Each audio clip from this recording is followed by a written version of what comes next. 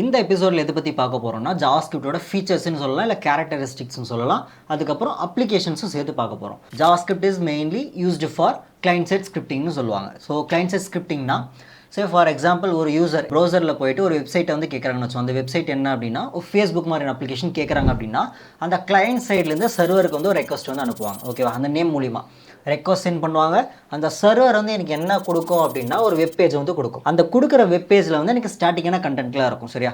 அந்த கண்டென்ட்டை வந்து டைனமிக்காக மாற்றுறதுக்கு நான் என்ன பண்ணியிருப்பேன்னா HTML ஸ்கிரிப்ட்ன்ற டேக் மூலிமா ஜாவாஸ்கிரிப்ட்லேருந்து சில லாஜிக்ஸ் எல்லாம் எழுதுவேன். அந்த லாஜிக்ஸ் எல்லாம் வச்சு நான் என்ன பண்ணுவேன்னா அந்த யூஐல இருக்க கண்டென்ட்டை வந்து நான் டைனமிக்காக மாற்றுவேன். அதான் கிளைண்ட் சைட் ஸ்கிரிப்டிங்னு சொல்லுவாங்க. மெயினாக வந்து ஜாவாஸ்கிரிப்ட் வந்து இன்டர்பிரட்டட் ப்ரோக்ராமிங் லாங்குவேஜ்னு சொல்லுவாங்க. ஸோ ஒரு ப்ரோக்ராமிங் லாங்குவேஜ்னால என்னது சிம்பிளாக சொல்லணும் அப்படின்னா அதில் நார்மல் மற்ற ப்ரோக்ராமிங் லாங்குவேஜ் மாதிரியே தான். அதில் வேரியபிள்லாம் இருக்க போது, ஃபங்க்ஷன்ஸ் இருக்க போது, கிளாஸ் எல்லாம் இருக்க போது, ஒரு ஆப்ஜெக்ட்லாம் இருக்க போது. ஏன்னா இன்டர்பிரட்டட் ப்ரோக்ராமிங் லாங்குவேஜ்ன்றது என்ன அப்படின்னா உங்களோட சோர்ஸ் கோடை வந்து லைன் பை லைனாக வந்து எக்ஸிக்யூட் பண்ணணும். மெயினாக அந்த லைன் பை லைனாக எக்ஸிக்யூட் பண்ணுறது யார் அப்படின்னா V8 இன்ஜின்னு சொல்லுவாங்க. ஓகே, V8 இன்ஜின்னு சொல்லலாம், இல்லை ஜாவாஸ்கிரிப்ட் இன்ஜின்னு சொல்லலாம். ஜாவாஸ்கிரிப்ட் இன்ஜின் தான், பட் குரோம்ன்ற அந்த ப்ரௌசரில் யூஸ் பண்ணுறது தான் V8 இன்ஜின். நார்மலாக வந்து இப்போ நம்ம வந்து யூஸ் பண்ணுறதுல ஹை லெவல் லாங்குவேஜ், நமக்கு புரியிற மாதிரி வந்து இங்கிலீஷ் வேர்ட்ஸ் எல்லாம் இருக்குல்ல, நமக்கு புரியிற மாதிரி இருக்க ஒரு லாங்குவேஜை மெஷின் கோடா கன்வெர்ட் பண்ணிட்டு திரும்ப வந்து எனக்கு ஹை லெவல் லாங்குவேஜாக கொடுக்கறது தான் வந்து இந்த இன்டர்பிரட்டட் வந்து யூஸ் ஆகும். இதை வச்சு நான் வந்து கிளைண்ட் சைடில் பார்த்தீங்க அப்படின்னா ப்ரௌசர்லேயே வந்து ஜாவாஸ்கிரிப்ட் கோட வந்து V8 இன்ஜினை வச்சு ரன் பண்ணிக்கலாம். இப்போ சர்வர் சைடில் ரன் பண்ணணும் என்னோட ஜாவாஸ்கிரிப்ட் கோட பார்த்தீங்க அப்படின்னா Node.js அப்படின்னு ரன் டைம் என்விரான்மெண்ட் இருக்குது. அதை வச்சு என்ன பண்ணலாம்னா V8 இன்ஜின் கூட சேர்த்து சர்வர் சைட்லேயும் ஜாவாஸ்கிரிப்ட் கோட ரன் பண்ணிக்கலாம். அதனால தான் இது ஒரு இன்டர்பிரட்டட் லாங்குவேஜ்னு சொல்கிறாங்க. நெக்ஸ்ட் பார்த்தீங்க அப்படின்னா JavaScript is dynamically typed and weakly type லாங்குவேஜ்னு சொல்லுவாங்க. டைனமிக்லி டைப்க்கு முன்னாடி ஃபர்ஸ்ட் ஸ்டாட்டிக் டைப்னா என்ன தெரியணும்ல. ஸ்டாட்டிக் டைப்பில் பார்த்தீங்க அப்படின்னா ஒரு வேல்யூவை நான் வந்து மெமரியில் ஸ்டோர் பண்ணுறேன் அப்படின்னா முன்னாடியே வந்து அது என்ன டைப் ஆஃப் வேல்யூ டிஃபைன் பண்ணணும். ஃபார் எக்ஸாம்பிள் அது ஒரு நம்பரா இல்லை பூலியனா இல்லை ஸ்ட்ரிங்கான்னு சொல்லிட்டு முன்னாடியே டிஃபைன் பண்ணணும். இதுவே டைனமிக் டைப் பார்த்தீங்கன்னா நான் வந்து என்ன டேட்டா டைப்னு சொல்லவே தேவையில்லை. நான் எப்போ என்னோட கோடை ரன் பண்ணுறேன்னா ஆட்டோமேட்டிக்காக வந்து என்ன பண்ணணும், உங்களோட கம்பைலரே வந்து ரன் டைம்லேயே வந்து என்ன டைப் ஆஃப் டேட்டான்னு சொல்லி டிசைட் பண்ணிக்கும். ஒரு நம்பரா இல்லை பூலியனா இல்லை ஸ்ட்ரிங்கான்னு சொல்லி டிசைட் பண்ணிக்கும். அதே மாதிரி இப்போ ஃபார் எக்ஸாம்பிள் ஜாவாஸ்கிரிப்டில் வந்து ஒரு வேரியபிளுக்கு மெமரியில் வந்து ஒரு நம்பர்ன்ற ஒரு வேல்யூ நான் ஸ்டோர் பண்ணுறேன் அப்படின்னா திரும்ப அதே மெமரிக்கு வந்து அதே வேரியபிளுக்கு வந்து என்னால் அந்த நம்பர்லேருந்து ஸ்ட்ரிங்காக என்னால் வந்து மாற்ற முடியும். ஸோ இந்த மாதிரி மாறுறதுனால தான் இது டைனமிக்லி டைப்டுன்னு சொல்கிறாங்க.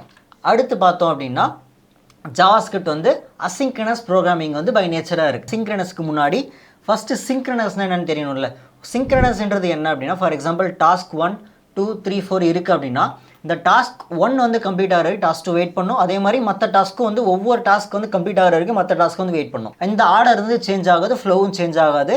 அந்த ஆர்டரில் அப்படி என்ன ஆர்டரில் இருக்கோ அது அப்படியே எக்ஸிக்யூட் ஆகும். அது சிங்க்ரனஸ்ன்னு சொல்லுவாங்க. அசிங்க்ரனஸ்ன்றது என்ன அப்படின்னா இந்த ஒரு ஆர்டரில் எக்ஸிக்யூட் ஆகுது இல்லை. இப்போ ஃபார் எக்ஸாம்பிள் வந்து டாஸ்க் 2க்கு வந்து ஒரு டைமர் மாதிரி நான் செட் பண்ணியிருக்கேன் அப்படின்னா அந்த டாஸ்க் 2 வந்து இன்கேஸ் சிங்க்ரனஸாக இருந்துச்சு அப்படின்னா டாஸ்க் 2 கம்ப்ளீட் ஆகிற வரைக்கும் டாஸ்க் 3 வெயிட் பண்ணும்ல. இன்கேஸ் அது வந்து ஒரு 1 மினிட் டைம் எடுக்குது அப்படின்னா கண்டிப்பாக வந்து டாஸ்க் 3 வந்து பிளாக் ஆகுமா. ஸோ பிளாக் ஆகாமல் எனக்கு எக்ஸிக்யூட் ஆகணுன்றதுக்காக தான் ஜாவாஸ்கிரிப்டில் வந்து அசிங்க்ரனஸ் ப்ரோக்ராமிங்ன்ற நேச்சர் இருக்குது. ஸோ அந்த அசிங்க்ரனஸ் வந்து எதை வச்செல்லாம் அச்சீவ் பண்ணுவாங்க அப்படின்னா callback help, promise, async await இதெல்லாம் வச்சு அசிங்க்ரனஸ் ப்ரோக்ராமிங் வந்து எக்ஸிக்யூட் ஆகும். இது மூலிமா என்ன நடக்கும் அப்படின்னா எனக்கு இந்த ஒரு ஆர்டரில் வந்து ஒரு ஃப்ளோவில் எக்ஸிக்யூட் ஆகுது இல்லை, அதனால் மற்ற கோடை வந்து பிளாக் பண்ணாமல் எனக்கு இப்போ இன்கேஸ் செகண்ட் டாஸ்க்கு வந்து நான் இன்கேஸ் டைம் செட் பண்ணியிருந்தேன் அப்படின்னா இது வந்து கால்பேக் கியூன்ற ஒரு இடத்துல போயிட்டு வெயிட் பண்ணும். மற்ற டாஸ்க்கெல்லாம் கம்ப்ளீட் ஆனதுக்கப்புறம் அந்த கால்பேக் கியூவில் வந்து அந்த டைமர் செட் பண்ணியிருக்கேன்ல, டைமர் கம்ப்ளீட் ஆனதுக்கப்புறம் அந்த பர்டிகுலர் டாஸ்க் வந்து எக்ஸிக்யூட் ஆகும். இதை வந்து அசிங்க்ரனஸ் ப்ரோக்ராமிங் சொல்லுவாங்க. நெக்ஸ்ட் பார்த்தீங்கன்னா ஈவென்ட் ட்ரிவன் ப்ரோக்ராமிங் மாடல்னு சொல்லுவாங்க. ஸோ இப்போ ஃபார் எக்ஸாம்பிள் நீங்கள் ஒரு வெப்சைட்குள்ளே போகிறீங்க அப்படின்னா இப்போது ஒரு லாகினாக சைன்அப் பேஜ் இருக்குன்னு வச்சுப்போமே. இப்போ லாகினில் உங்களோட டேட்டாலாம் கொடுத்ததுக்கப்புறம் சப்மிட் கொடுத்தீங்க அப்படின்னா இன்கேஸ் எரர் ஏதாவது இருந்தால் ஒரு பாப்அப் மாதிரி வருதா, கிளிக் பண்ணுறீங்களே, அதை கிளிக் பண்ணும்போது ஒரு ஆக்ஷன் வந்து கொடுக்குது இல்லையா. ஸோ அதுதான் என்ன சொல்லுவாங்க, ஈவென்ட் ட்ரிவன் ப்ரோக்ராமிங் சொல்லுவாங்க. இப்போ ஃபார் எக்ஸாம்பிள் யூசர் வந்து கிளிக் பண்ணும்போது ஒரு ஈவெண்ட் வந்து அக்கர் ஆகும், ஒரு ஈவெண்ட் வந்து ட்ரிகர் ஆகும்.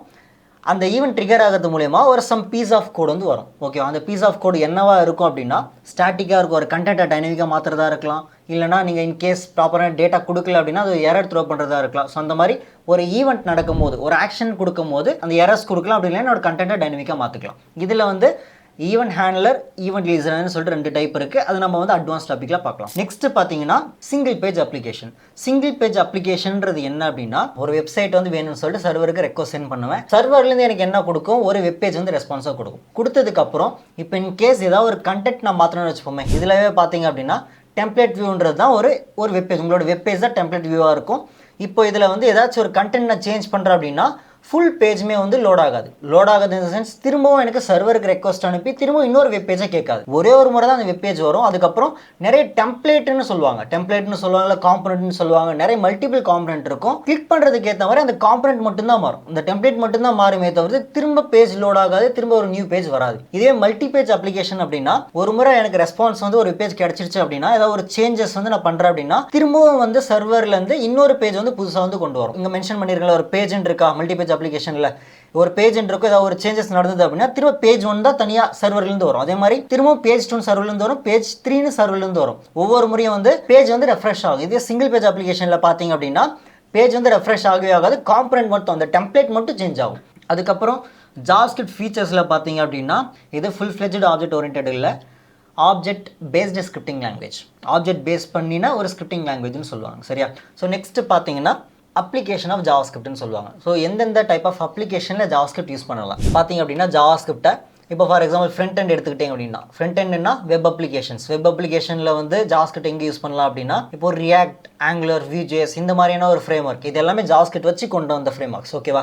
இது எல்லாமே ஜாவாஸ்கிரிப்ட் லாஜிக் இருக்க போது இன்னும் கொஞ்சம் சிம்பிளாக இருக்க போது. அடுத்து பேக் எண்ட் பார்த்தீங்க அப்படின்னா, ஸோ பேக் எண்டுக்கு வந்து Node.jsன்ற ஒரு ஃப்ரேம் ஒர்க் யூஸ் பண்ணுவோம். இப்போ கேம் டெவலப்மெண்ட்லாம் பார்த்தீங்க அப்படின்னா Babylon.js, 3.js, Phaser.js இந்த மாதிரியான ஃப்ரேம் ஒர்க்ஸ் எல்லாம் வச்சு 2D கேம் கிரியேட் பண்ணலாம், 3D கேம் கிரியேட் பண்ணலாம். அதே மாதிரி கிராஃபிக் டிசைன்ஸ் வந்து என்னோட அப்ளிகேஷன்ஸ்க்கு வந்து கொடுக்கலாம்.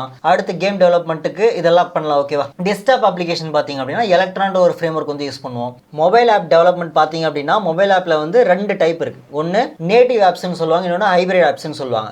நேட்டிவ் ஆப்ஸ்ன்றது என்ன அப்படின்னா, மொபைலில் கிரியேட் பண்ணுற ஆப் வந்து ஆண்ட்ராய்ட்லேயும் சப்போர்ட் ஆகும், iOSலேயும் சப்போர்ட் ஆகும், 2 பிளாட்ஃபார்ம்லேயும் வந்து சப்போர்ட் ஆகும். மல்டிபிள் பிளாட்ஃபார்மில் சப்போர்ட் பண்ணுறது தான் வந்து நேட்டிவ் ஆப்ஸ். ரியாக்ட் நேட்டிவ் வச்சு பண்ணிக்கலாம். அதே மாதிரி ஹைப்ரிட் ஆப்ஸ் பார்த்தீங்க அப்படின்னா அயோனிக்ன்ற ஒரு ஃப்ரேம் ஒர்க், கார்டோவான்ற ஒரு ஃப்ரேம் ஒர்க். இது பார்த்தீங்கன்னா சிங்கிள் பிளாட்ஃபார்ம் அப்படின்னா மொபைலில் வந்து ஆண்ட்ராய்ட்னா ஆண்ட்ராய்ட் மட்டும்தான், iOSனா iOS மட்டும்தான், இதில் மட்டும் தான் சப்போர்ட் ஆகும். நெக்ஸ்ட் பார்த்தீங்க அப்படின்னா IoT, இன்டர்நெட் ஆஃப் திங்க் வந்து ஜானி 5 இதெல்லாம் பார்த்தீங்கன்னா ஸ்மார்ட் வாட்சில் இருக்குல்ல, ஸோ அந்த மாதிரி பர்பஸ்க்கு இது யூஸ் பண்ணுவாங்க. நெக்ஸ்ட் பார்த்தீங்கன்னா மெஷின் லேர்னிங் வந்து TensorFlow.js, ஸோ இந்த மாதிரியான ஃப்ரேம் ஒர்க்ஸ் எல்லாம் வந்து யூஸ் பண்ணுவாங்க. ஸோ இப்போது பார்த்தது தான் வந்து applications of JavaScript, characteristics of ஜாவாஸ்கிரிப்ட்னு சொல்லுவாங்க. நெக்ஸ்ட் எபிசோடில் எதை பற்றி பார்க்கலாம்னா ஜாவாஸ்கிரிப்ட் வந்து எப்படி HTML யூஸ் ஆகும், ப்ரௌசரில் எங்கே ஜாவாஸ்கிரிப்ட் யூஸ் ஆகும் அதை பற்றி பார்க்கலாம்.